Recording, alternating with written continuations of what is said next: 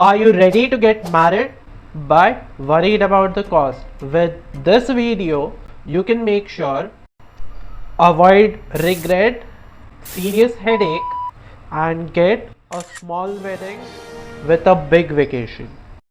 According to Money Tap, people spend 1/5 of their lifetime earnings on a single day wedding. That means if a person is going to live for 100 years, they would be spending the first 20 years of their earnings onto a single day wedding. Think that for a second. Let us quickly redefine what the word wedding budget would mean. So for me, a wedding budget is the reasonable amount which you are willing to spend on your wedding. It's super important, as especially with the Indian wedding, it can pretty quickly slip out of our hands. But here's the catch: if you don't set a budget before the wedding, you might end up regretting it later. Trust me, ignoring this can lead to a serious financial trouble down the line. According to Bajaj Finance, in 2024, an Indian wedding can cost somewhere from 5 lakh up to a 50 lakh, and that's a huge margin. And most of the families finds them somewhere in between. But the scary part being without a budget.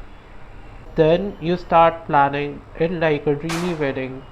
In reality, can go overboard, especially considering the finances of it. A solid budget here helps in making sure that you are celebrating love and not debt. Let's dive into wedding venue, which will be the biggest expense you can ever make in your wedding. First, we can see garden and outdoors, which have a minimum base price starting from 2 lakhs and can go from there up to 4 lakhs, being the maximum price. If you are going to select a hotel or a banquet, then you can expect somewhere between 3 lakhs and can go up to 7 lakhs, being the minimum and maximum price respectively. If you are planning for a royal heritage or palace, then your budget can go somewhere from 7 lakhs up to 10 lakhs as well. Now, if you're looking for something which comes under 2 lakhs as a wedding venue, you can definitely check out community halls, which are present widespread in India depending on the religion and the caste you have. Wedding venue doesn't only set your mood but also sets 40% of your wedding expense. So choose wisely. Next, we'll be going to the dress and jewelry cost, which amounts close to 15% of your total wedding budget. Here I am going to divide dress in 3 different categories. First up is the most important one, the bride itself. For the bride, we can look somewhere around 50,000 and can go up to 2 lakh as well. For the groom, it can be a bit low, starting from 20,000 and going up to a lakh.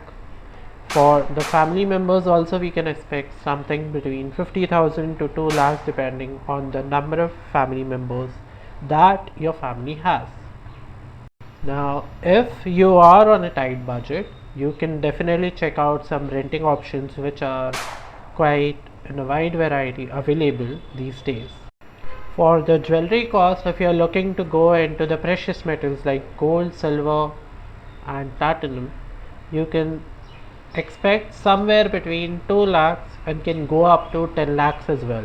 Now, if you are on a budget in this, you can also go for imitation jewelries, which saves a huge bunch of money in your pocket as well as is going in trend these days. For the wedding photographer, a basic package can start somewhere between 50,000 to 1 lakh. Now, if you're also planning to add on the pre-wedding shoot, it can go somewhere between 50,000 up to 1.5 lakhs depending on the destination you're planning it for.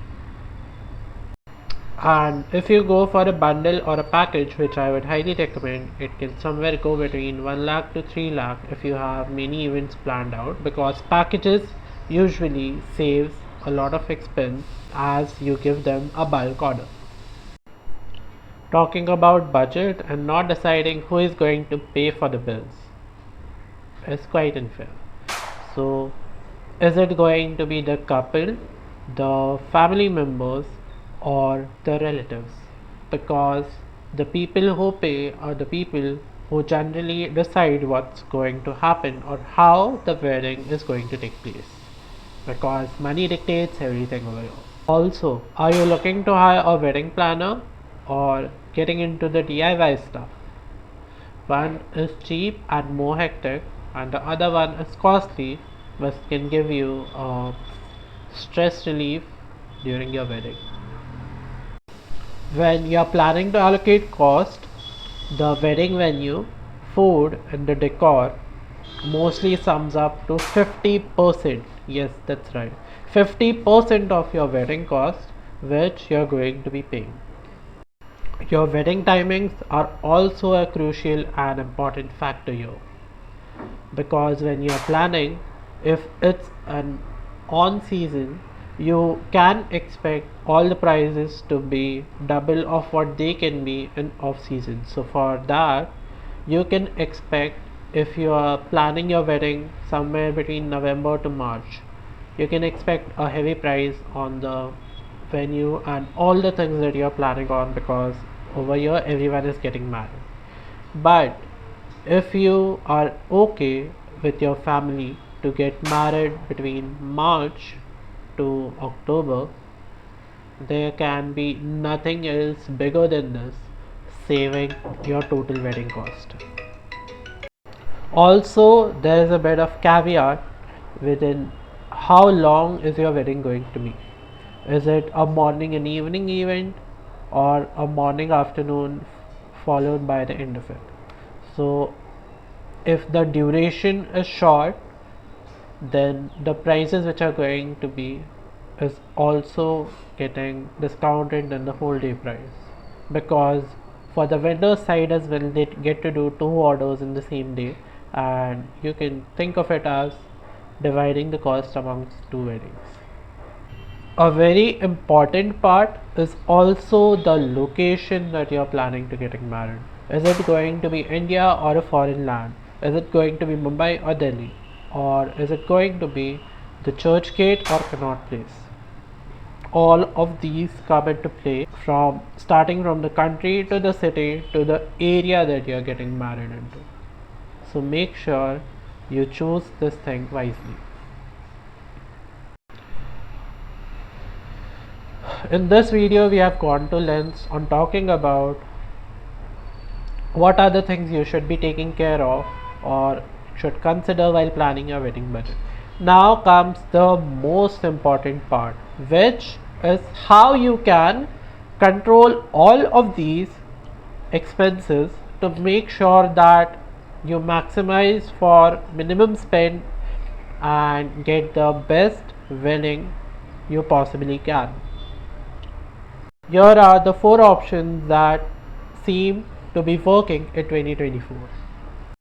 Managing the guest list is key. I know this might hurt some, but if you're going to invite 100 guests, then expect 300 people coming in, because an average family which comes into an Indian wedding is somewhere around 3 people per family.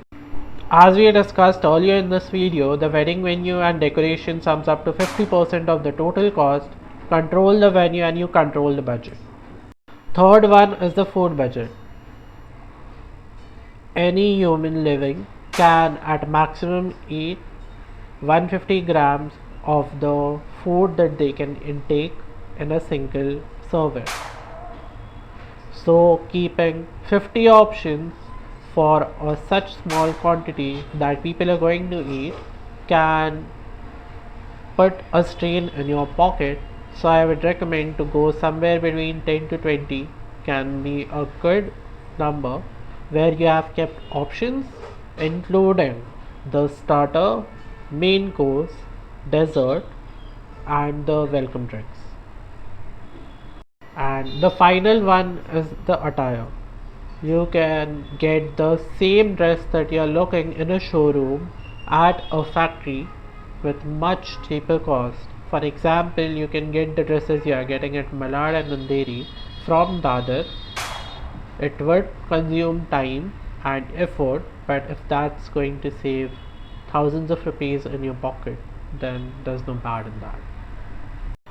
This was our first long video. Please let me know which parts would you like to explore more and what you would like to see later on in the comments below, because that's where I am going to see what I am going to make next.